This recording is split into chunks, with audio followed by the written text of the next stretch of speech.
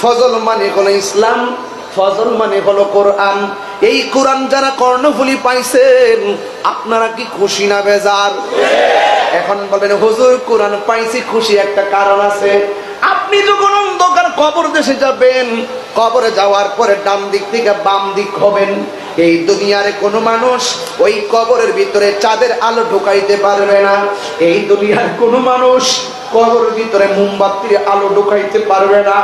এই দুনিয়ার কোনো মানুষ ওই কবরের ভিতরে কোন ধরনের বিদ্যুতের লাইট ঢুকাইতে পারবে না। আমার নবী আপনার নবী বলেন, যখন কোন দুনিয়ার কৃত্রিম লাইটের ব্যবস্থা নাই, ওই কবরের ভিতরে আপনি যখন অন্ধকার কবরে পড়বেন, আপনি তখন অন্ধকারে কবরে হতাশ হয়ে যাবেন।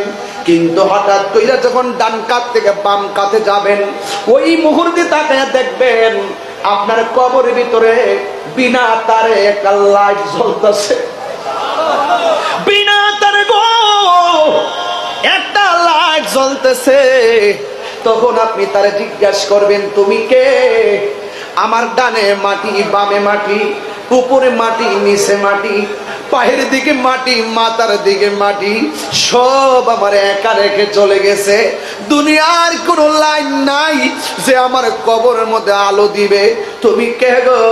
আমার কবরের ভিতরে আলো দিতেছো।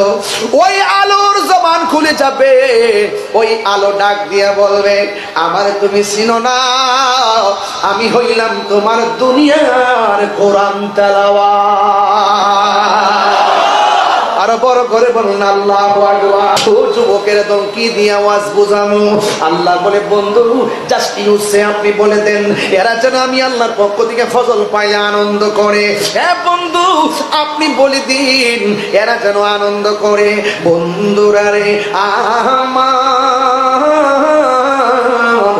আমার চট্টগ্রামের বাবারা, এখন আমার আল্লাহ পাকের হাবিবের সাহাবী বলেন, ফজল মানে হলো কোরআন।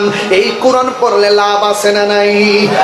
এই কোরআন এমন একটা কোরআন, হাসরের ময়দান যেদিন কায়েম হবে, ওই কঠিন মুসিবতে নেকি বদির ওজন করা হবে। যখন মানুষ জাহান্নামের দিকে ধাবিত হবে, এই কোরআনটা জাহান্নামের গোড়ায় দাঁড়ায়া থাকবে,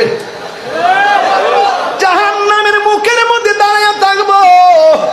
এই কোরআনটা আল্লাহর কাছে ডাক দিয়া বলবে, আল্লাহ তার নামাজ নাই আমি জানি, তার জিরশাদে আশিকি হয়ে গেছে, আল্লাহ আমি বুঝতাছি। কেমনে বুঝছো রে কোরআন? কই নাইলে তো দুজুখের গেইটে আসার কথা না, যেহেতু দুজুখের দিকে আসতেছে নিশ্চয়ই তোমার বান্দাটা আসামি হয়ে গেছে। ও আল্লাহ, যদিও সে আসামি হয়ে গেছে,